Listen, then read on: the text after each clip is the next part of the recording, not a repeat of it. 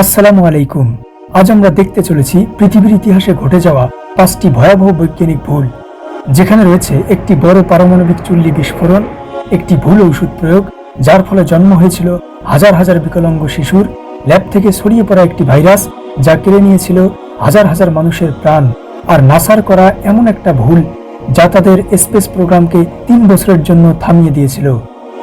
চোখ ধাঁধানো এসব বৈজ্ঞানিক ভুলগুলো সম্পর্কে জানতে আর আপনার জ্ঞানের পিপাসাকে খতম করতে ভিডিওটি শেষ পর্যন্ত দেখুন, আর সায়েন্সকে ঈশ্বর মনে করা ব্যক্তিদের লাগাম টেনে ধরুন। বিজ্ঞান যখন এগিয়ে চলে তখন তা কেবল আবিষ্কারের গল্প নয়, তার সাথে জড়িয়ে থাকে ভুল, লোভ আর অহংকারের অধ্যায়ও।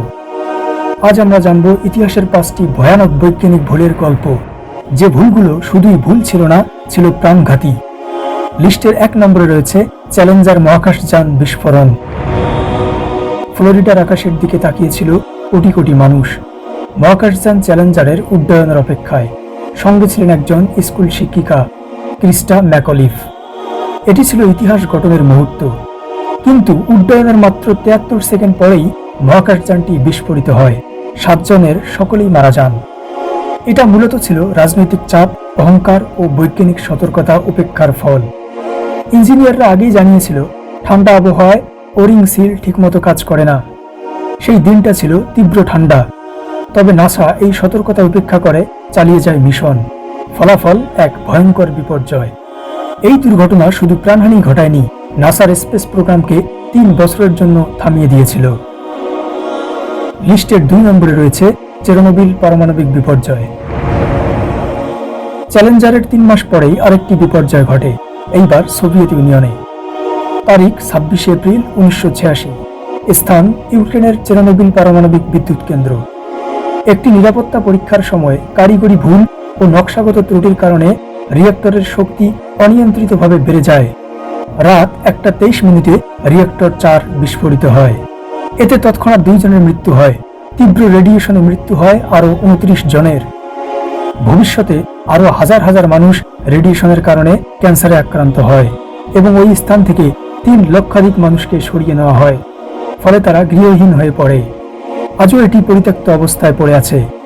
বিজ্ঞানের ভুল একটি বিশাল জনপদকে করে দিয়েছে জনশূন্য। এতে ক্ষতির পরিমাণ ছিল প্রায় $235 বিলিয়ন। এই বিপর্যয় কেবল প্রযুক্তিগত নয়, এটি ছিল বিজ্ঞানের অবমূল্যায়নের ফল। এবার চলুন জানা যাক লোমহর্ষক একটি ঘটনা, যা শুনলে আপনার শরীরের লোম শিউরে উঠবে। ভয়ে ফিরে যেতে চাইবেন প্রযুক্তিবিহীন এক আদিম পৃথিবীতে। এটি হলো থেলিডোমাইড ঔষধ কাণ্ড। দ্বিতীয় বিশ্বযুদ্ধের পরের যুগে ইউরোপে একটি ওষুধ বাজারে আসে, যার নাম থেলিডোমাইড। এটি উদ্বেগ ও অনিদ্রার জন্য ব্যবহৃত হতো, বিশেষ করে গর্ভবতী নারীদের সকালের বমি কমাতে। কিন্তু এই ওষুধটি ঠিকমতো পরীক্ষা না করেই বাজারে ছাড়া হয়। ফলে কয়েক বছরের মধ্যে দেখা দেয় এক ভয়াবহ বিপর্যয়। 10,000-এর বেশি শিশু জন্ম নেয় বিকলাঙ্গ অবস্থায়, যাদের মধ্যে কারো হাত পা ছোট, আবার কারো হাত পাই নেই। অনেকে আবার চোখের সমস্যা, হৃদযন্ত্রের ত্রুটি ইত্যাদি সমস্যা নিয়ে জন্মগ্রহণ করে। সামান্য একটি অসতর্কতা 10,000 শিশুকে সারা জীবনের জন্য পঙ্গু করে দিল, সাথে তাদের পরিবারকেও কত বড় কষ্ট দিল তা বলার অপেক্ষা রাখে না। সামান্য একটু অবহেলা একটি জাতিকে কত বড় একটা শাস্তি দিল। ভাবুন তো, আপনার জীবনে যদি এমন দুর্ভোগ হতো, আপনি কি পারতেন বিজ্ঞানকে ক্ষমা করতে? ভাগ্যিস যুক্তরাষ্ট্রে এফএডি কর্মকর্তা ডক্টর ফ্রান্সিস কেলসি সাহসিকতার সঙ্গে ওষুধটির অনুমোদন দেননি। ফলে হাজার হাজার শিশু বেঁচে যায়। কিন্তু ইউরোপ, কানাডা, অস্ট্রেলিয়ায় এর ধ্বংসাত্মক প্রভাব পড়ে। থেলিডোমাইড হয়ে ওঠে ফার্মাসিউটিক্যাল অবহেলার প্রতীক। আচ্ছা, বিজ্ঞান তো অনেক জীবনহানি ঘটালো, এবার একটা $1 বিলিয়ন অর্থহানির কাহিনী জানা যাক। মঙ্গল গ্রহে নাসার মার্স ক্লাইমেট অরবিটার ধ্বংস। সব ভুল প্রাণহানি নয়, কখনো কখনো $1 বিলিয়ন মূল্যের ঘাটতি হতে পারে। 1999 সালে নাসা মঙ্গল গ্রহে পাঠায় একটি উপগ্রহ, যার নাম ছিল মার্স ক্লাইমেট অরবিটার। কিন্তু উপগ্রহটি মঙ্গলে পৌঁছানোর আগেই হারিয়ে যায়। এর কারণটা শুনলে আপনি অবাক হয়ে যাবেন। এমন সামান্য একটা ভুল নাসার বিজ্ঞানীরাও করতে পারে? ভুলটা ছিল গবেষণার 2 দল বিজ্ঞানীর মধ্যে একদল বিজ্ঞানী ইউনিট হিসেবে ব্যবহার করেছিল পাউন্ড, অন্য দল ব্যবহার করেছিল নিউটন।